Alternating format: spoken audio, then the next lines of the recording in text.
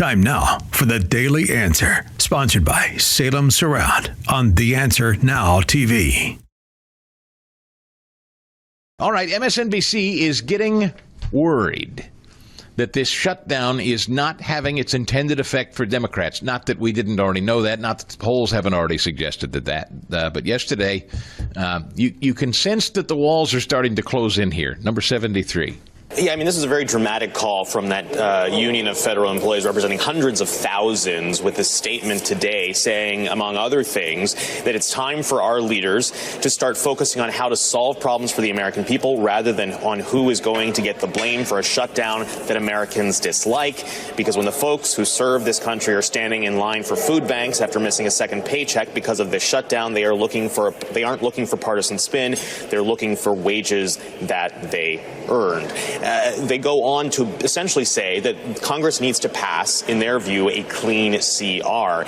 Now, when Speaker Mike Johnson was asked about this today, he certainly kind of leaned into this. In fact, we saw several top Republicans on the House side take advantage of this statement and basically point to it, saying, Democrats, the ball is in your court now, whether or not you decide to act on this. Johnson saying, I certainly hope this is a turning point in the shutdown, noting that this is a union, after all, that is weighing in this sort of way and saying that this shutdown is a charade. Now, of course, at the same time, I have in recent weeks spoken to Democrats representing districts with heavy populations of federal employees, and their message that they say they've been receiving from federal workers was keep up the fight, that health care is the fight worth having, that it is an important time to push back on the Trump administration. Of course, as this continues to drag out, as we see federal employees now missing paychecks, will that start to change? We shall see this week when lawmakers start to return. The Senate comes in this afternoon.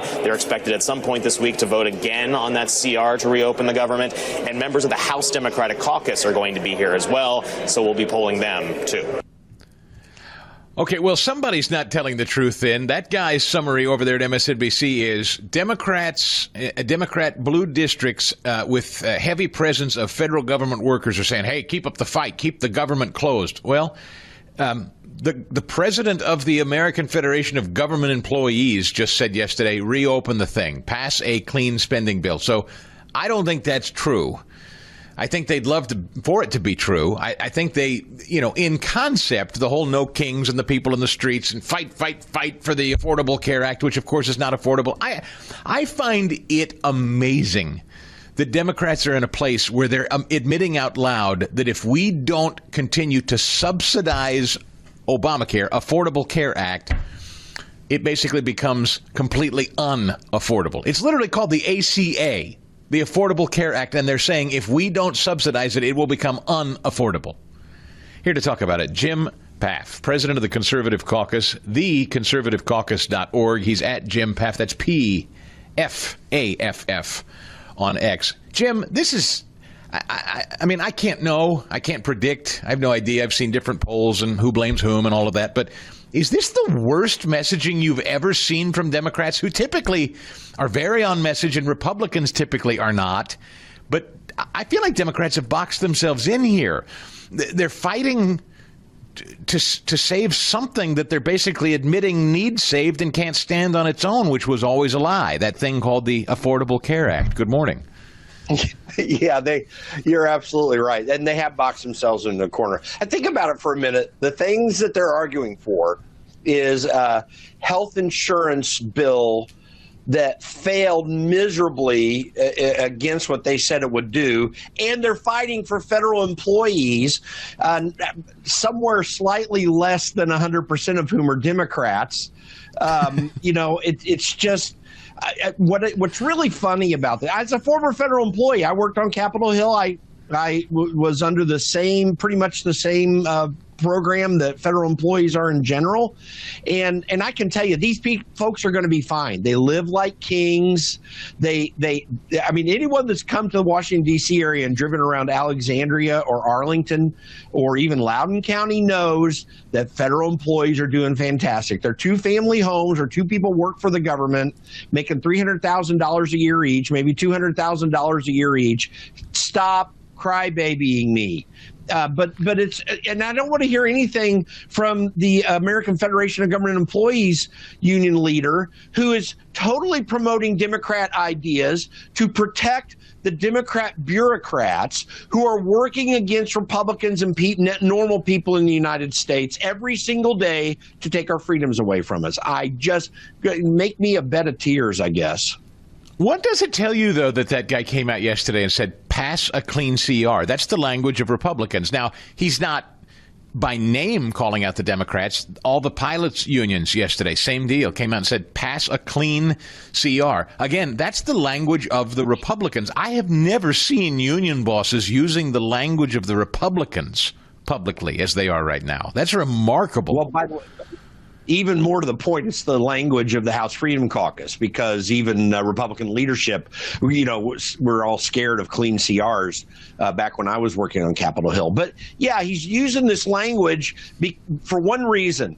He wants to make sure that the dues that are coming to his union are not delayed in any fashion.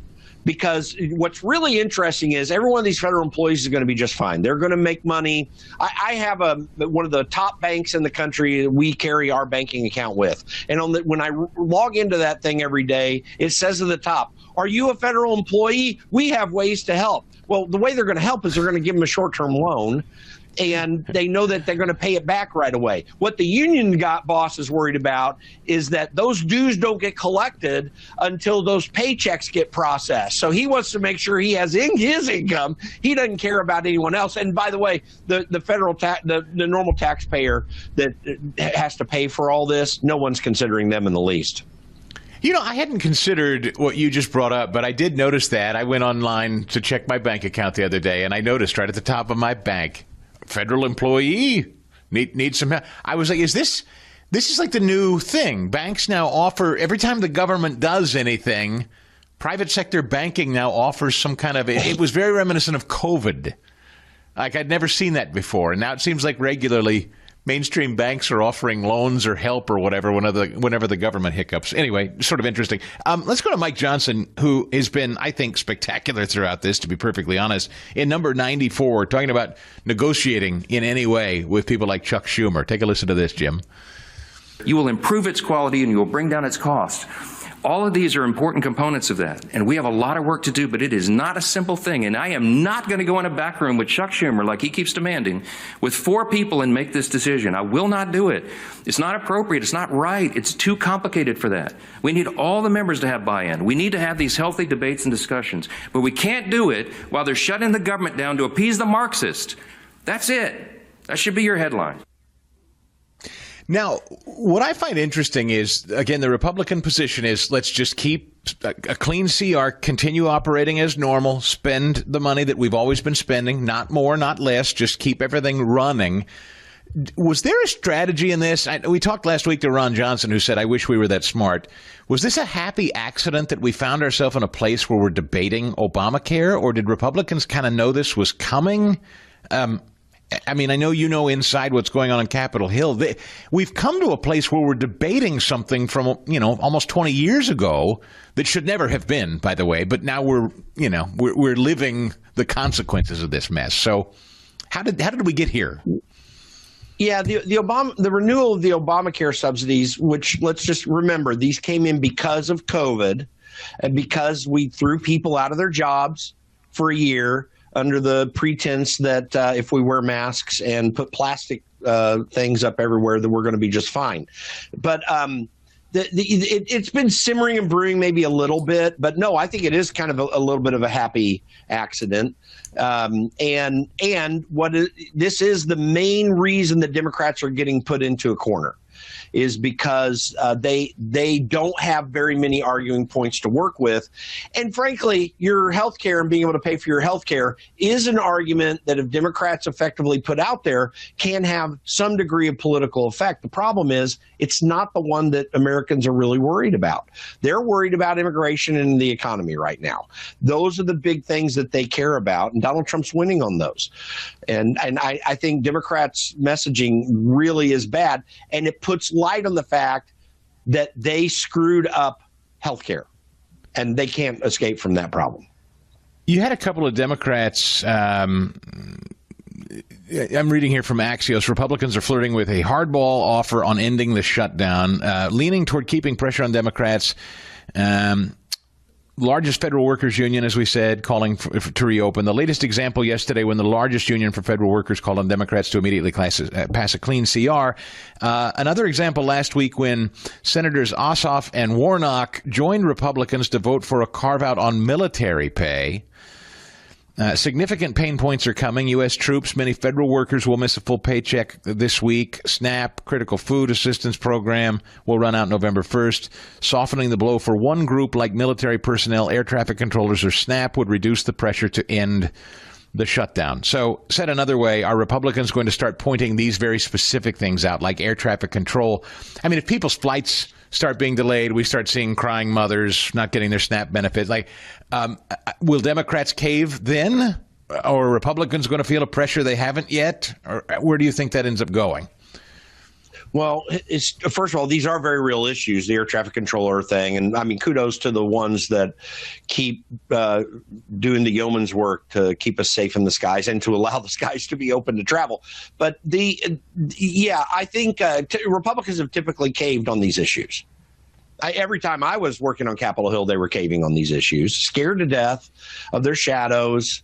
The strengthening of this is Donald Trump's leadership. I mean, let me make this very clear. The old Mike Johnson's coming out a little bit right now, the one before he was speaker. And I'm glad to see that. But that strength is there because Donald Trump is fearless about these things. And that is what Republicans have lacked for a long time. You just have to stand up to the Democrats on this because this argument's working for Republicans to show that this really is the fault of Democrats. I mean, the clean CR is the easiest thing to do. You've got all the spending priorities that you've ever wanted, and they're all bad, by the way. We need to get down from them, and they can't even vote for that. And I think Americans see that, and they get frustrated with it.